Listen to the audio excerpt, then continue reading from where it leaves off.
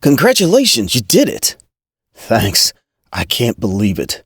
4 years, countless all-nighters, thousands of dollars. So, what's next? LinkedIn, I guess. Ah, the sweet smell of freshly printed diplomas and instant regret. You did it. You walked across the stage, shook hands with someone in a velvet rope who mispronounced your name, and now you're the proud owner of a $60,000 piece of paper with your name on it, and absolutely no idea what you're doing next. But hey, at least you have the cap and gown selfie, right? For years, we've all heard the gospel. Go to college, get a degree, land a good job, and live happily ever after. But nobody mentions the part where you graduate into a recession, the job market laughs in your face, and you end up Googling what to do with a degree in communications at 2 a.m. while eating cereal straight from the box. And let's not forget the debt, because nothing says welcome to adulthood like starting your life financially underwater. So, how much are you in for? Not bad, just $38,000 and emotional trauma. You? $62K and an ulcer. But I got a minor in philosophy. Somehow, 18-year-olds are trusted to sign binding financial contracts larger than car loans, while still asking permission to go to the bathroom in high school. You needed parental consent to go on a school field trip. But student loans? Sign here, buddy. Interest starts now. And what did we even major in? I studied ancient mythology. Wow, so cool. What do you do now? I work in customer service, but I can name 12 Greek gods who'd be better at it. Look, no shame. Passion is great, but college sold it like a Netflix subscription. Pick something you love, and the money will flow. Turns out, that's only true if you love software engineering. The rest of us, we're writing cover letters like they're love letters and hoping someone out there appreciates our transferable skills and deep knowledge of postmodern literature. And let's not forget about internships, that magical gateway to the real world.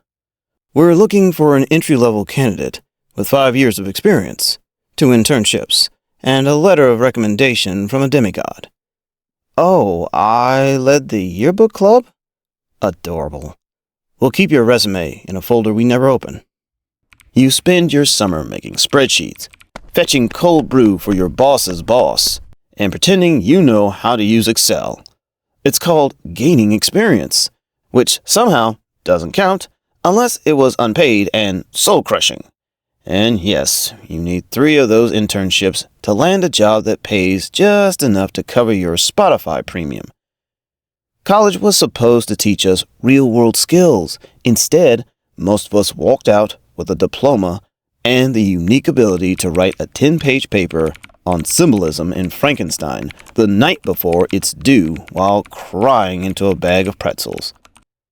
So, can you manage social media campaigns? Not really, but I can analyze metaphors in 19th century Gothic fiction. Cool. We'll be in touch. Meanwhile, a guy who learned to code from YouTube and drinks protein shakes for breakfast just landed a $120K remote job and is posting humble brags on LinkedIn like, just a college dropout chasing dreams. It's not that college is useless, it's just not what it used to be. Back in the day, having a degree made you special. Now, it's like owning a phone charger. Everybody's got one, and it's probably fraying at the edges. Wait, you have a degree and a job? Yeah, I know, wild. You must have majored in computer science. No, my dad owns the company. College promised opportunity, but it rarely mentions the performance art that follows. The endless applications, the "we regret to inform you" emails, the job interviews where they ask, "What's your greatest weakness?" And you panic and say, "Breadsticks?" You start asking big questions. Like, why did I memorize the Krebs cycle and pay $400 for a textbook I used twice, but no one ever taught me how taxes work? Why did it take 4 semesters of statistics and not a single class on writing a basic resume? Sure, you learn things, like how to finish a paper at 4:59 a.m., or how to convince your professor your Wi-Fi cut out during a Zoom presentation. But was it worth the 4 years and 5 figures? Meanwhile, your cousin became an electrician right out of high school and now makes more than your college dean. He works 4 days a week, owns a truck, and is thinking about buying a boat. A boat.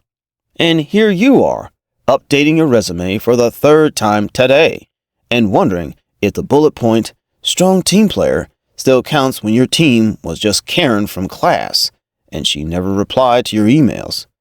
Let's not even pretend that all degrees are created equal. Some will get you interviews, others will get you philosophical debates about capitalism at dinner parties. You spent 4 years mastering art history, but employers want Google Sheets. You read Shakespeare. They want JavaScript. And don't get me started on we're hiring internally or we went with a candidate who better aligns with our synergy-focused ecosystem. They simply mean they hired someone's nephew. So are you working in your field now? Technically, yes. I majored in psychology and now I psychoanalyze customers yelling at me over coupons. You know it's bad when job applications ask if you're comfortable in a fast-paced environment, and you hesitate because you once cried over an 8 a.m. final after 3 hours of sleep. And if you dare mention your struggle, you get hit with this gem. Have you tried networking? Oh yes, Brenda. I love small talk with strangers who ignore my messages on LinkedIn. The irony? Colleges are still out here flexing 98% job placement rates, which is suspiciously vague, like what counts as placed, selling handmade candles on Etsy, or babysitting your neighbor's cat? College sold us a dream with glossy pamphlets and tour guides named Ethan who swore, "This is where I found my purpose." Meanwhile, Ethan now works at Best Buy and doesn't make eye contact with alumni. But here's the thing, it's not all doom.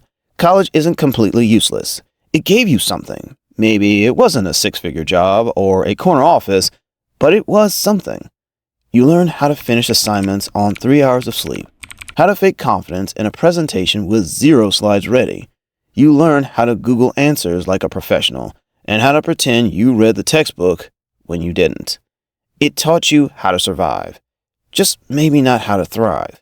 You gained memories, questionable tattoos, and friends who still owe you $10 from sophomore year. You learned how to fail and try again. And that's worth something, even if your degree is currently acting as a laptop stand. What people need is a system that tells the truth, one that says college isn't for everyone, and that's okay. One that values plumbers, welders, coders, designers, and freelancers just as much as people with MBAs. It's okay if your path looks weird, or messy, or nonlinear, because, here's a secret, most people are faking it, even the ones with degrees, especially them. So, your degree isn't completely useless. It might be less useful than you were promised. And if you're out there struggling to make it, just know, you're not alone. You're just living in a world where overpriced education and underpaid labor go hand in hand. And we all bought the same lie. But at least we're in this mess together. Just don't ask me to join your alumni donation committee.